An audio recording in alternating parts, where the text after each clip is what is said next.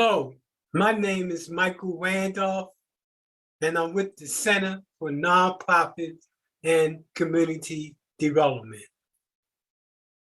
Over the years, I've met so many people who wanted to make a change by starting a nonprofit. The video I'm going to show you is some of those folks and some of the things that they want to do in terms of starting their nonprofit. We have worked with thousands of nonprofits, institutions of higher learning, faith-based groups, businesses, individuals, and others in providing this training. And this is one of many training that we provide. And I hope that afterwards you will see that you can too make a change, that your dream, your passion also can come true. Bear with me, folks. Okay, what is today's class?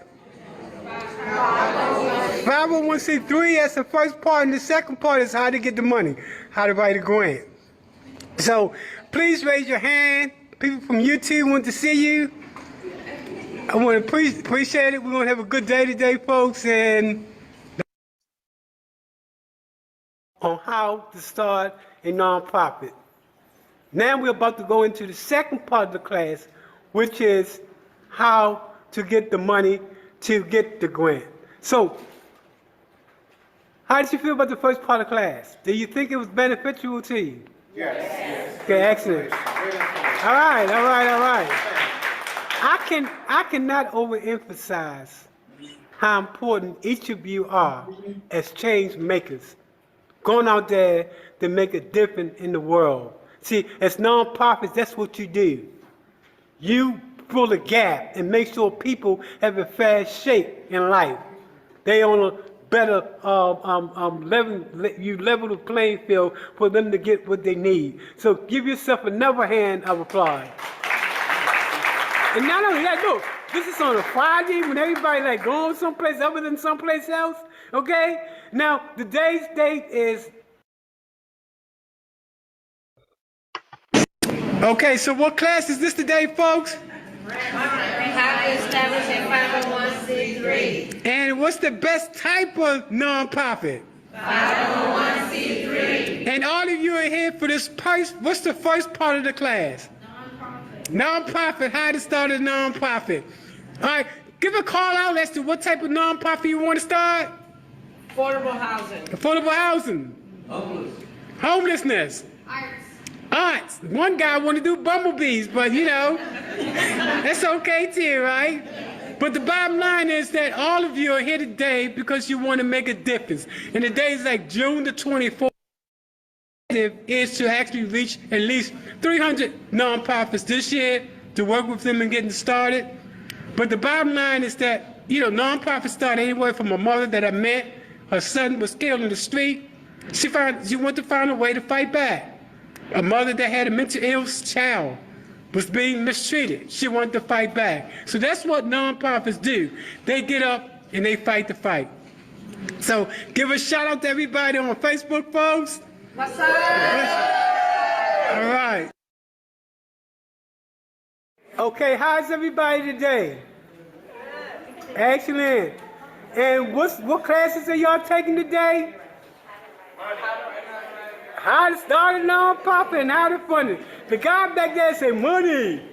Okay, so we've just finished one part of the class, and that part of the class was how to start a nonprofit. So tell me, was it informative? Yes. You got some new knowledge now? Yes. You ready to go out there and save the world? Yes. Give yourself a hand of applause, folks. Excellent. Now we're about to move to the second part of the class, and the second part of the class is where do I get the moolah, the cash, the money? I call it to make me feel good. All right? So let's get started. Okay, I want to thank everybody for coming to class today. This is the first class of the new year. What's the day today, folks? The subject January 17th. January, we're not that good on dates, folks, but it's January the 17th, and this is the first class of the year. And the class is how to start a nonprofit and how to fund it. And we had a discussion earlier. There's so many different people that want to do the nonprofit for different reasons. Let me get a shout out. What type of nonprofits do you want to get started? Church. Go ahead, kick it on out. Church, radio. Okay, as you can see, we haven't had our coffee yet, folks. So, all right, good enough. Okay, so folks, so far so good. Tell me about class today. You liking it? Yes. Was it worth it to come out on a Saturday? Yes. Are y'all going to change the world as nonprofit? Yes. All right.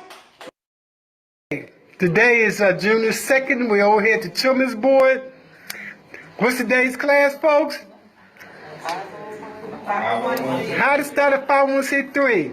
You've just ended the class and that assignment. We're about to go into the grant writing. How many benefited from how to start a nonprofit today? All right, let's get a hand of applause if you benefited. All right, they say go out and save the world because nonprofits are the reason why, folks that fall through the safety net are helped by folks like yourself. Everybody today?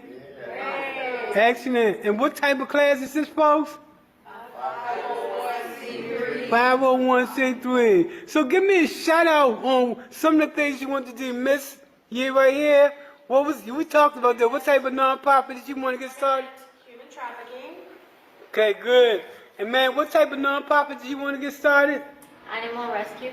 Okay, ma'am. Are y'all both here together? Yeah, we're together. Okay, good. Man, what type of nonprofit do you want to get started? For the homeless. A homeless, okay.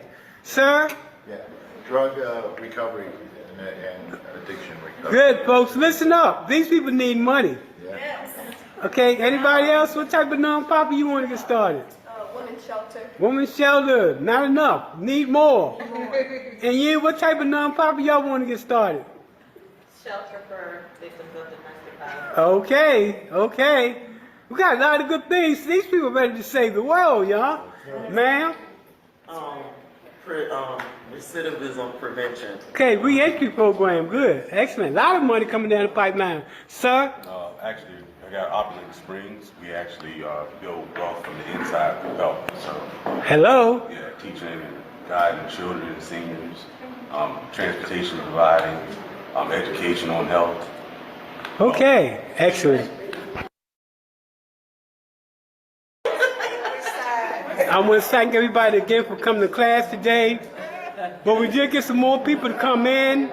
And we do want to show you how many people that came out today for this nonprofit class. Now, I want to give you to give yourself a hand of applause.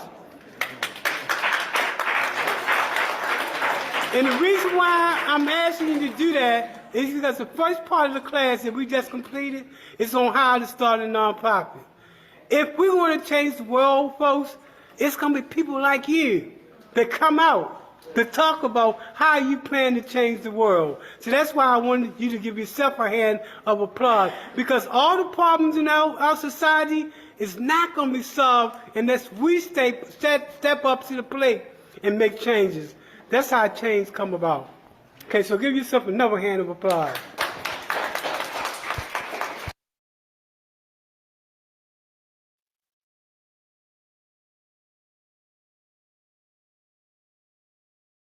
Okay, I'm going to go ahead and get started. My name is Michael Randolph, and I'm with the Center for Nonprofit and Community Development.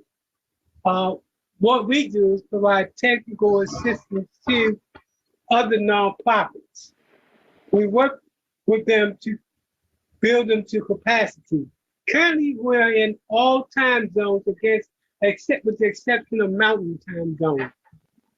Our training includes professional workshops like the one you're attending now, and our related support services that we provide is working with nonprofits to build their organizational capacity as well as their community empowerment. What we do is what's known as a new school, next generation model. Then as we move from the status quo of most nonprofits, and you know most nonprofits, they depend on grants and they depend on donations in order to exist. I call them begging. We move from that type of status quo to a business model that creates organizational and financial independence. The financial independence that we focus on is known as earned income, that result in different streams of income for the nonprofit to bring in as a business model. We offer the most comprehensive and holistic training that gives the student an in-depth knowledge experience that focuses on deal making and creating power. There is no organization that focuses on how does the nonprofit create the deal and how does the nonprofit build the power to capacity.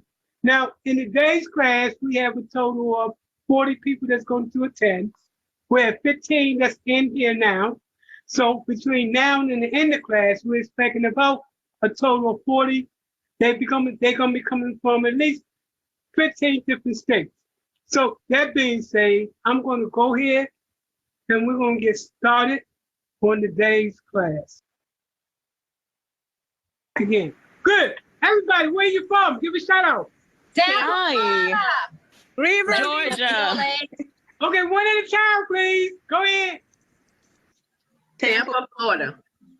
Next, Tracy Newton, Tampa, Florida. next, Lakeland, Florida. next, Riverview, Florida. next, Tampa, Florida. next. Tampa, Florida. Lakes, Florida. Who was that again? Glendale Lakes, Florida. Okay, next, Atlanta, Georgia. next. Tampa, Florida. Canada. Oh, Canada up in the house. Now, how you doing, Canada? Next, Priscilla, London. London in the house. Next. Okay, I think that's it. We all over the place. Again, I'm glad we didn't have the total number of people that had signed up for this class, because it would have been really wild. But because it's not as many people, does anybody have any questions? Hold on. So, what does our service consist of related to the 501c3? As you can see, everything that we talked about in class, the articles of incorporation, the bylaws, conflict of interest policy, federal applications, EIN, state, all those documents necessary to prepare the documents for you to file for your 501c3. Our prices vary. Even though we start at $400, we do have sliding fees, especially for those nonprofits that don't have a lot of money and they are trying to get started. We work with you.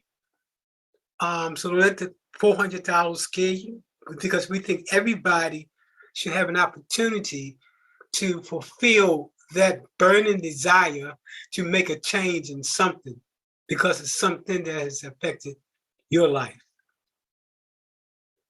So we cover everybody from churches, after-school programs, youth programs, senior programs, community development programs. The list goes on and on and on in terms of the types of nonprofit that we work with and getting them started.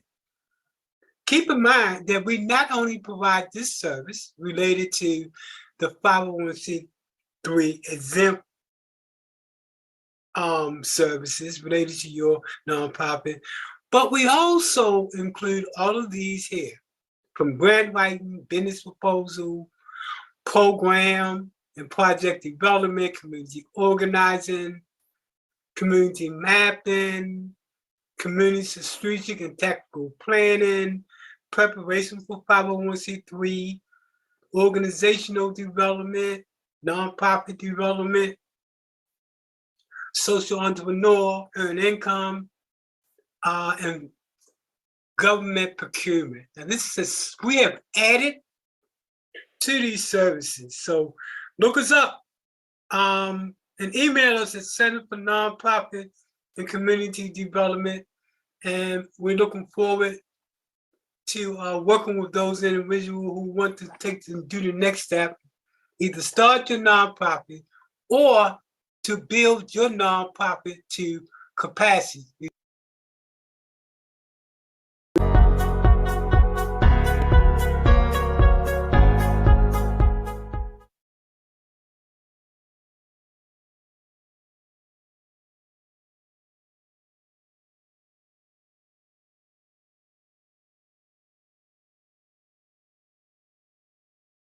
We will be getting started in about a minute or two.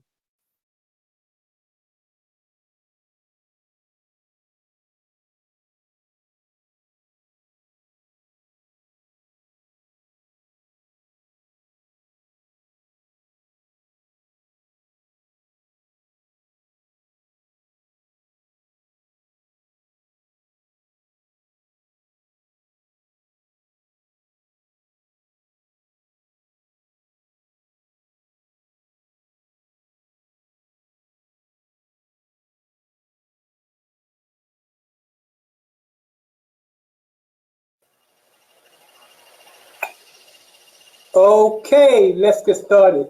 My name is Michael Randolph, and I'm with the Center for Nonprofit and Community Development.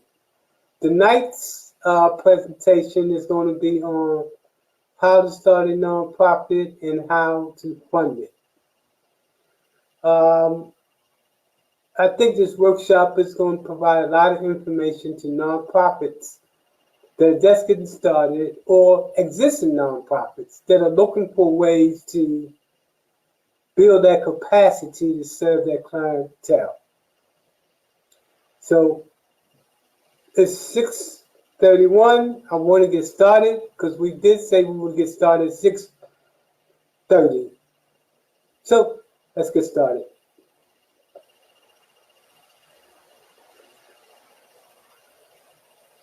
Again, my name is Michael Randolph. I'm with the Center for Nonprofit and Community Development.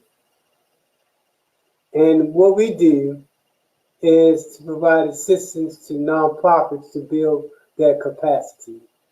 You can reach us at any of these 3 numbers to learn about our services.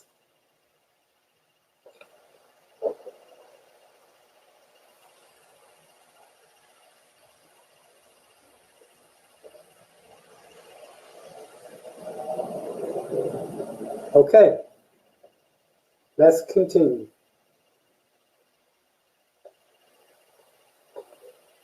Okay, the Center for Nonprofit and Community Development is a not-for-profit, nonprofit organization whose mission is to provide technical, innovative, practical, and top-quality products and services to the clients we service to improve their ability to save time and improve the way they operate as a nonprofit. We strengthen organizations that strengthen communities. We provide a holistic, comprehensive array of different services for nonprofits. As you can see, in red are the ones that we highlight, but in blue are the ones that we also provide assistance to. Tonight's presentation is going to be on how to do a grant, how to write a grant proposal, and how to start a nonprofit.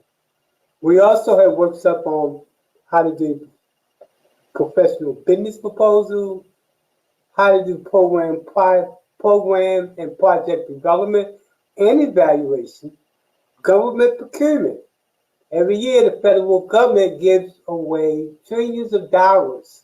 Now, well, they don't give away, but they actually purchase trillions of dollars in services and products.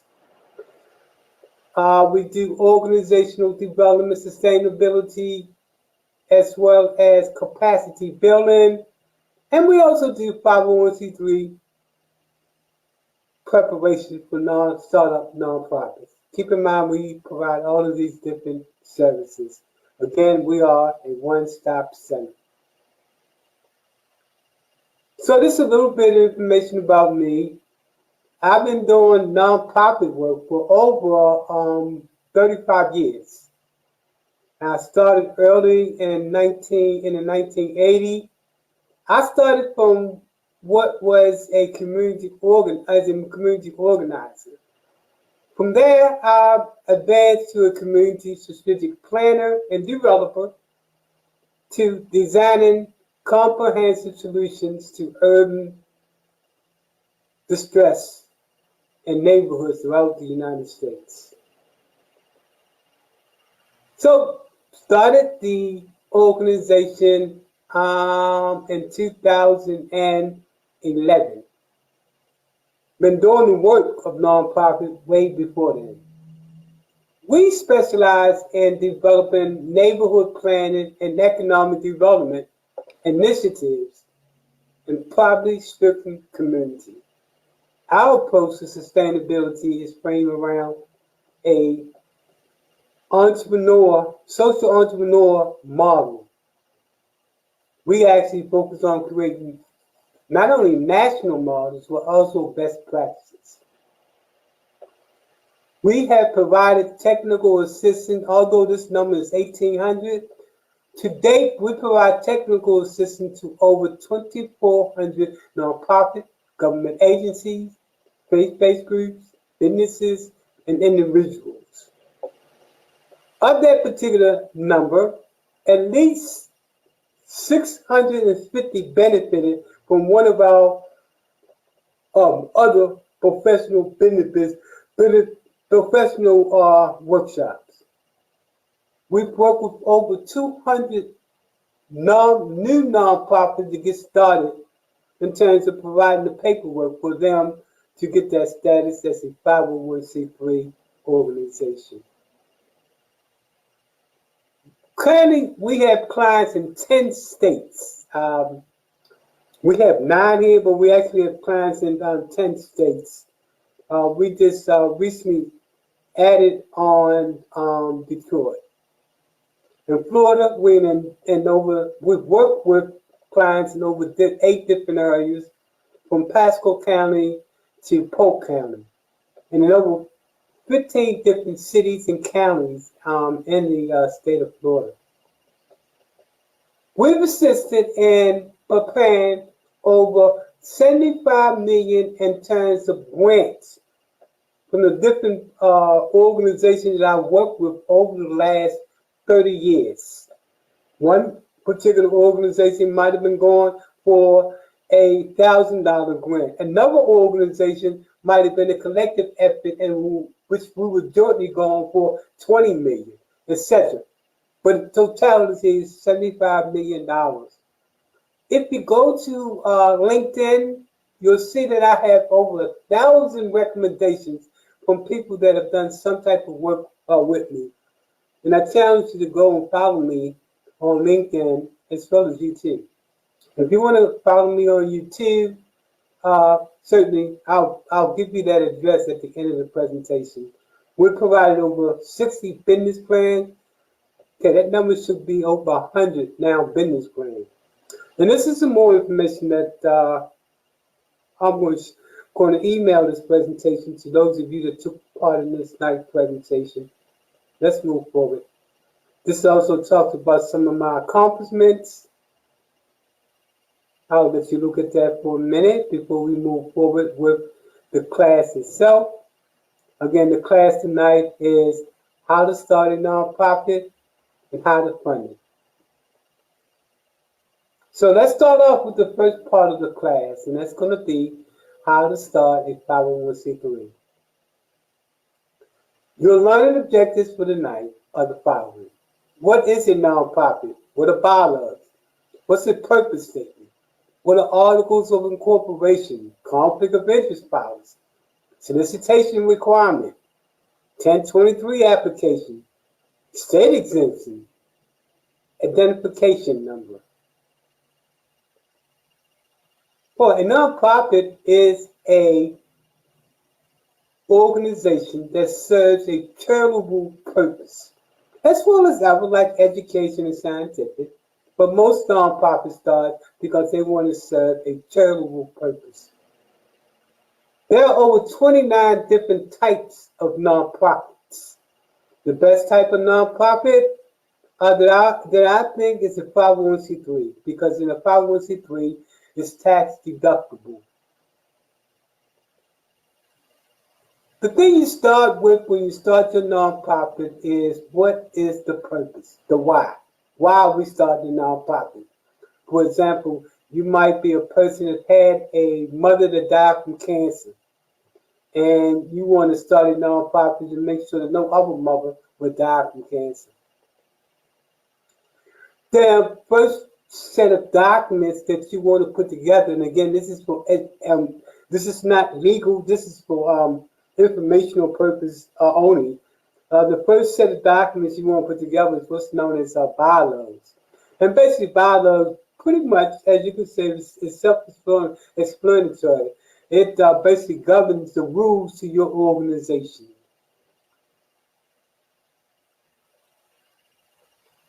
The bylaws consist of several different components, generally, from the definition of the board of directors, to your officers, to the number of board of directors.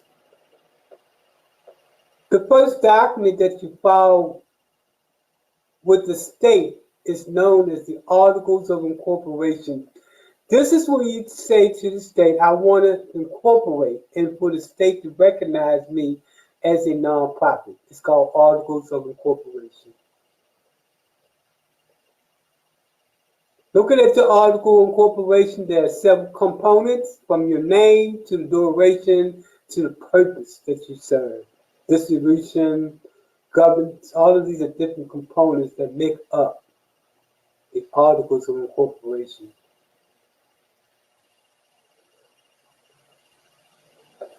The other document, and definitely IRS requires this, is for you to put together what's known as a conflict of interest policy. What's important about this is that it makes sure that individuals that are part of your board of directors are not basically getting paid. Now, if they was part of the for-profit, they would be able to get paid. But nonprofits, in terms of board of directors, should serve as volunteers.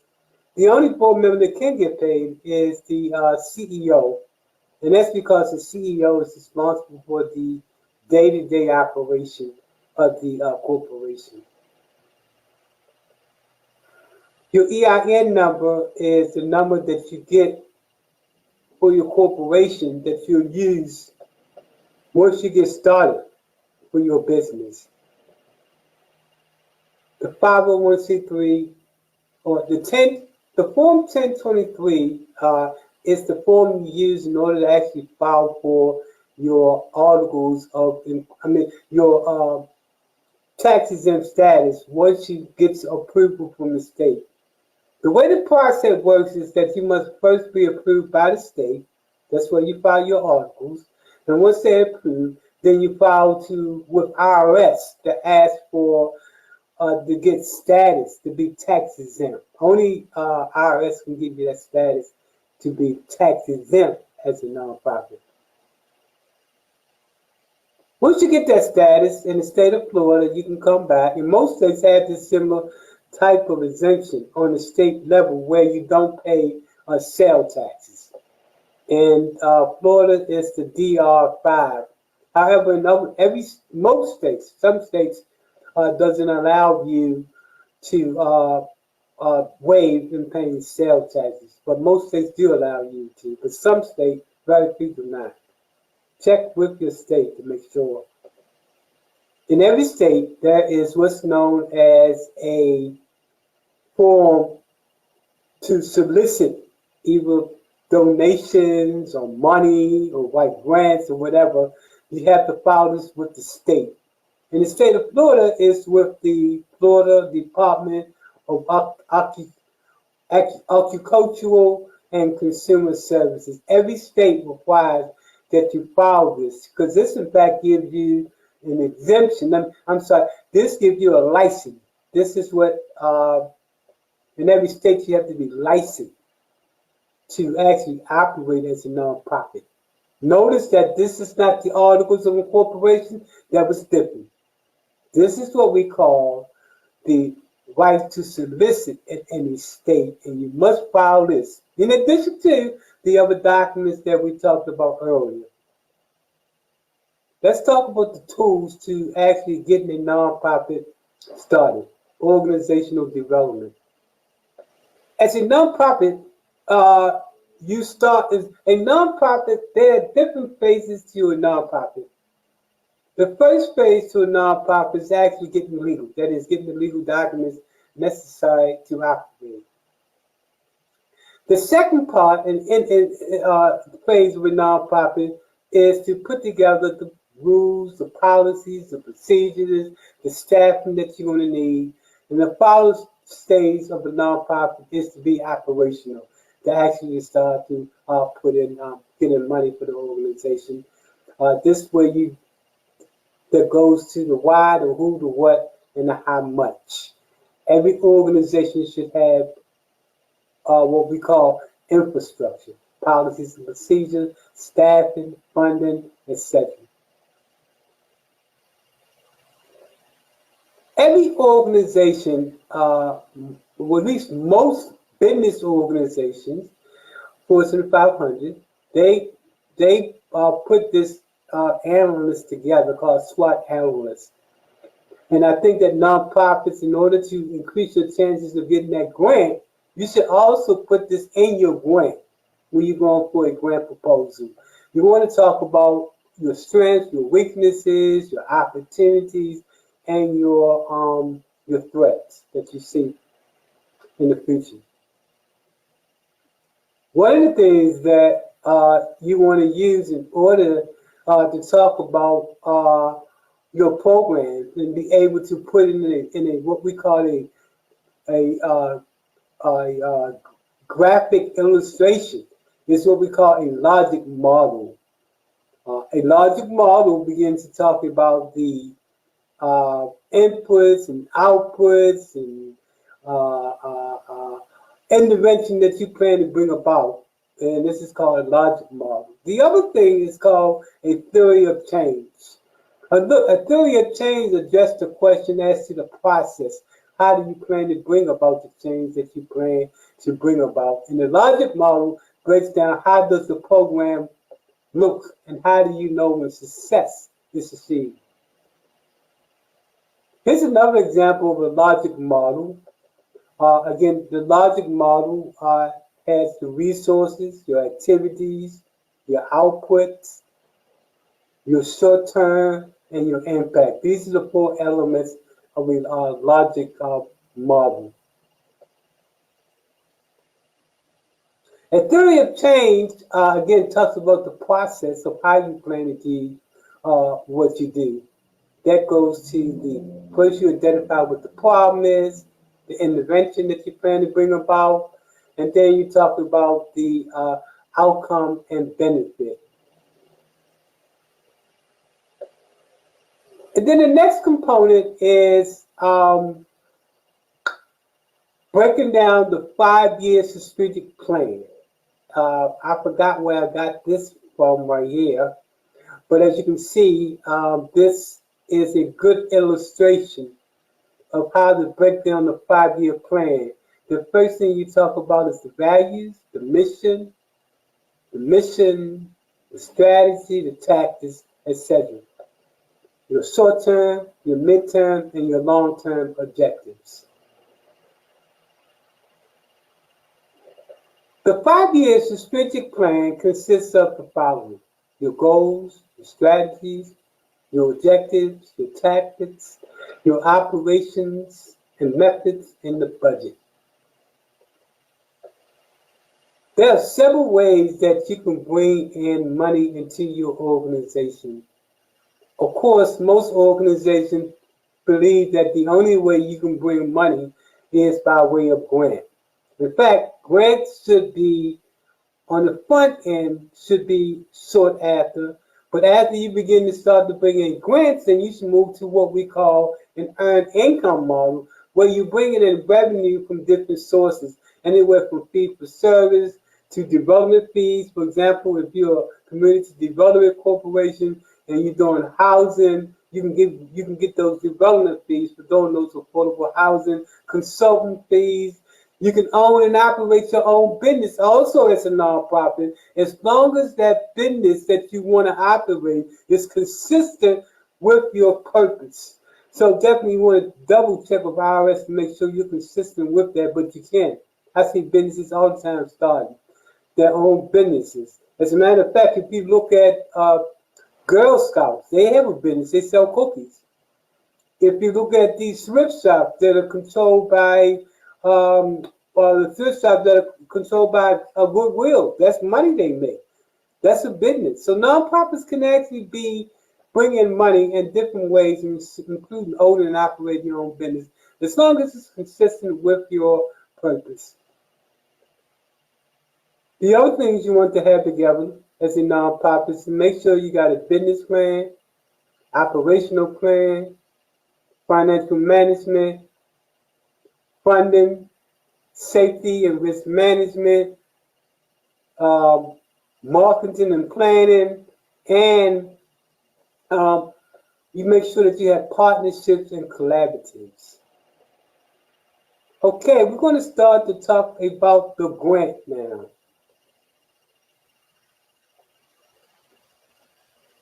If you need to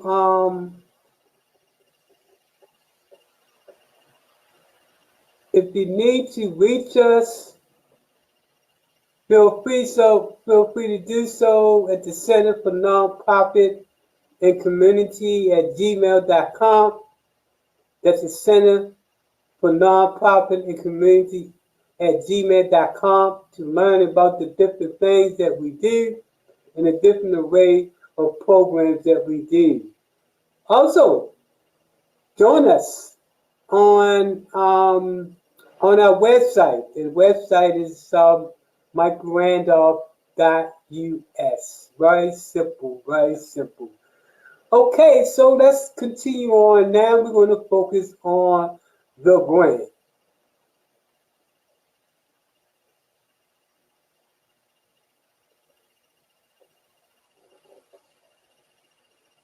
Your learning objectives, after we finish this session, you should be able to describe the different types of grants. Describe the different types of grantors.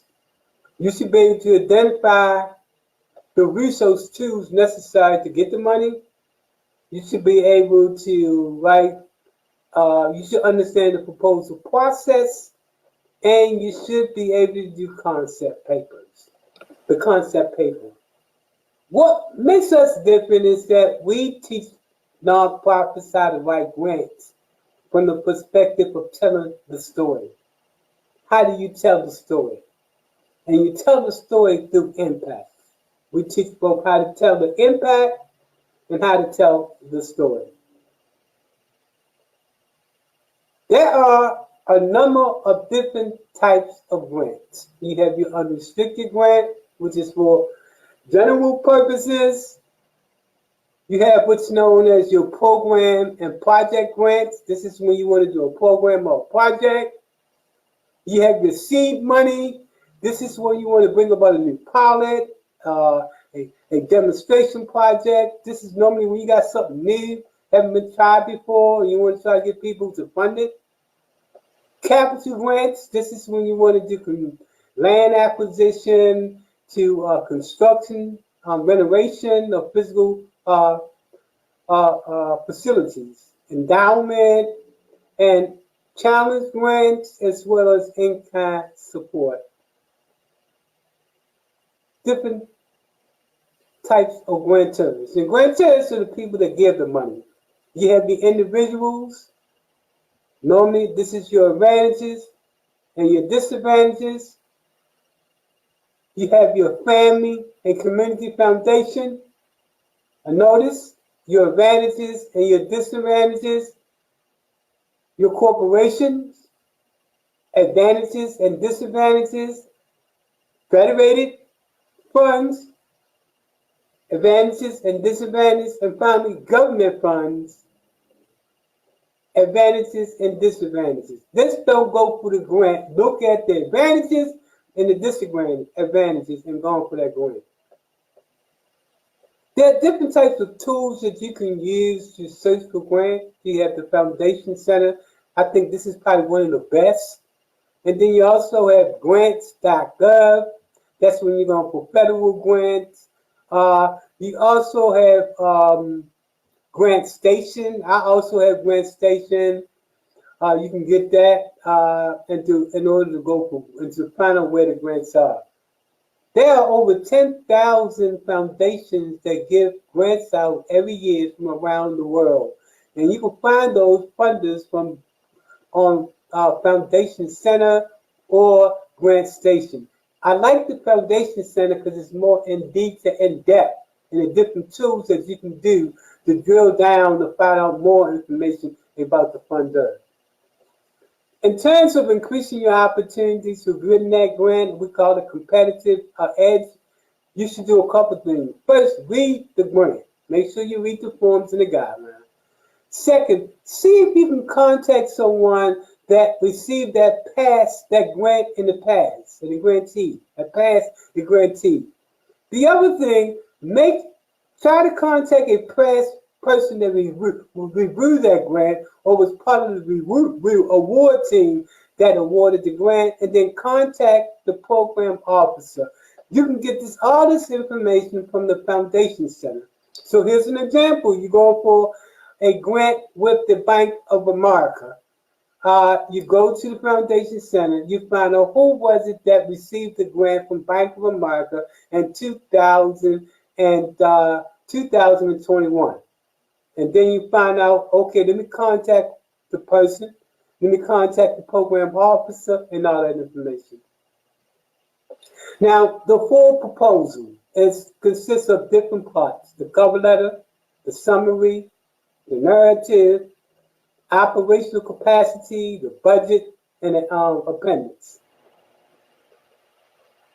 The full proposal again: cover letter, your abstract summary, your narrative. The narrative consists of 4 components: the need assessment, your goals and objectives, your methodology, your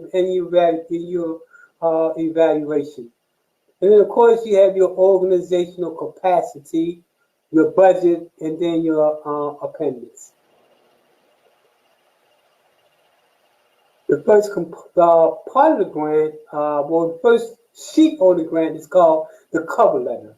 And basically, the cover letter summarizes the project, and it talks about the amount of money that you are requesting. All of these different components that you're looking at now consists of putting together the cover letter.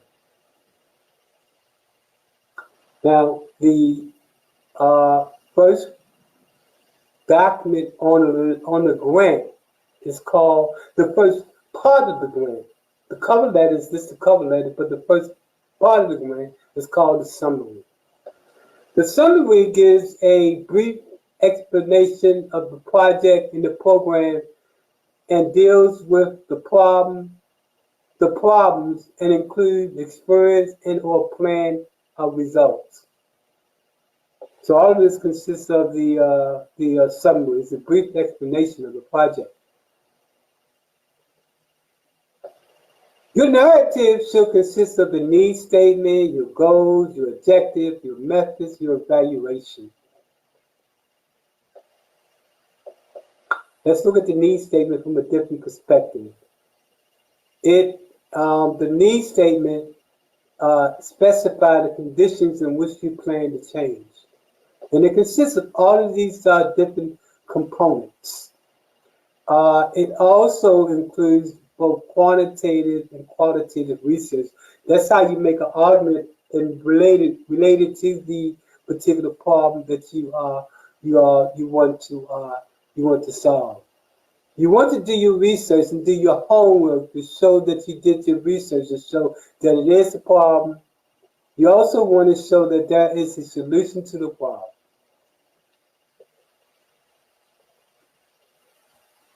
In terms of gathering the information, there are two ways. First is called quantitative research. And this research deals with the numbers and the how much. And then there's qualitative research that deals with more subjective. That deals with focus groups. It deals with like surveys that you're trying to get it from on a subjective level. And qualitative research deals with the numbers, and it deals with the why something is being done. Let's continue on. Now, in the proposal, you should have both, in terms of proposal writing, you should be able to identify what your goals and what your objectives are.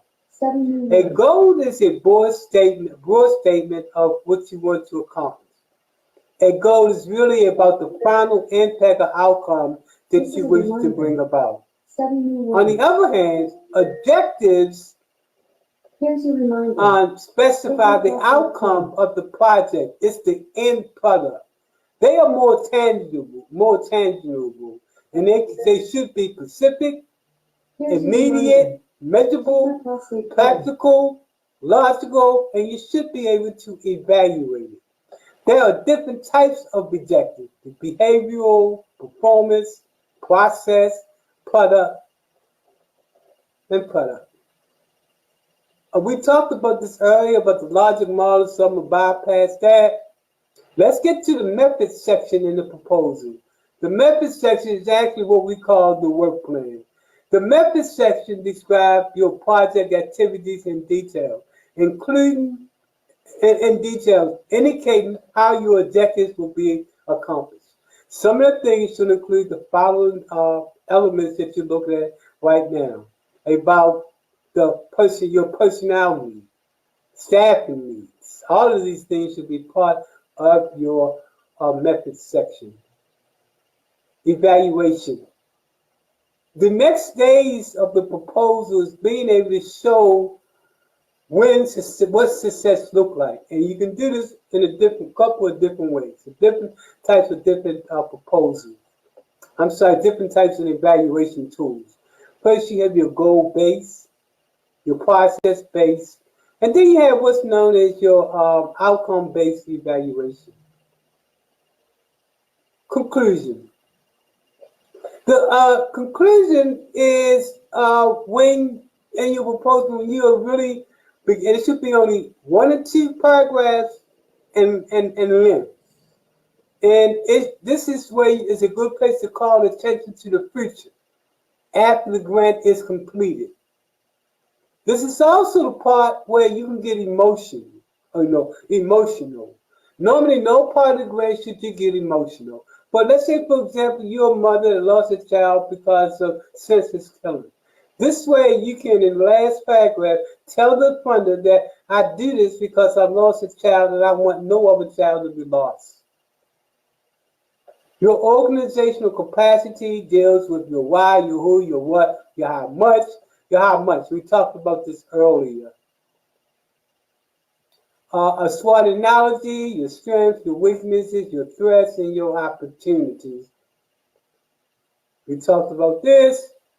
Introduction. This is the next part of the grant. This is where you begin to talk about uniqueness about your organization, your professional capacity, and organizational qualifications actually do the grant, to carry out the grant. This is specifically important for private foundations. And it should be, I think it's a paragraph, 2 paragraph, page, or something of that nature. This is where you begin in this section to talk about what do you plan to do once the grant is gone. There are several types of strategy that you can use to this end. I use this model right here that I call social entrepreneurship. It's different strategies that you're using in order to bring in earned income. And the earned income is used to pursue your social objectives by seeking both your financial and social return on your investment. Pay attention to this. This tells it all. And you use different types of components versus the resources, what's coming in, the money, the program, how is it being used, the output, the outcome, what is the outcome, and the benefit. These different components consist of your social entrepreneurship strategy model. And it depends upon what type of program you're doing. The budget is probably the next critical component. It consists of your direct costs, your indirect costs, cost sharing, and in-kind support. And then the simulation of your project. Keep in mind that when you get out your literature, about with your website, social media, pamphlets, press release, make sure you indicate who funds you. So somewhere you should be donated by, funded by, somewhere it should be on your all of your information, your media information that you're getting out there to the public.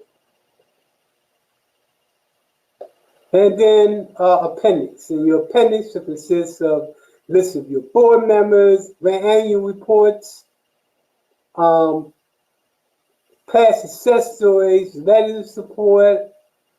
All this stuff should be part of your appendix. And then appearance is very important. Make sure if they ask you to list something, you list it. If they ask you to number pages, make sure you number it. If they ask you to double space, you double space and no triple space. Make sure you pay attention to the section as to what they want the grant, how they want the grant to be formatted. I've known many people that didn't get the grant because they didn't follow instructions. Now, the other thing you can do in terms of going after a particular pot of money is what's known as a concept paper or a letter of intent. For example, you can solicit money from let's say an organization called Zaza Incorporation. You can write to them and say, look, our organization do A, B, C, and D, and we writing this letter to you to show what type of program that we like to do, and we know that your organization focuses on such and such, and that we like to submit it for proposals. So that's one way you can do it. And you can do it through a concept paper and a letter of inquiry or a letter of intent. We've gotten a lot of grants just by writing somebody and asking for money. And then, because when you ask for money, then you're hoping that they then will ask you to submit it for a proposal and ask you to go after the money. Here's a list of the different organizations that we've worked with over the last 20 plus years. Again, this comes to the end of the night's live presentation. We will be coming back with a number of different types of presentations. For example, we're going to be doing how to do a business plan, how to do a strategic plan, how to do a theory of change, how to do a logic model. All these different components we're going to be doing overviews. And we encourage you to connect to us to be part more of our in-depth class. For example, we provide in-depth grant classes up to 4 months, in which we teach you all components of writing an in-depth grant and all of the different components to writing that grant. 2 objectives. The first objective is that you're able to write a grant, and secondly, that you can start your own business or your side hustle by writing grants for other people in addition to your organization. This is going to bring this presentation to its conclusion. We offer a new school, next generation approach to how do we assist nonprofits in being the best they can be. Again, please email us at the Center for Nonprofit and Community at gmail.com or hit us up on our website at michaelrandolph.us. Again, I want to thank everybody for take part in tonight's presentation. Look forward to seeing you again. We are doing a class on Zoom, a more in-depth class on Zoom on the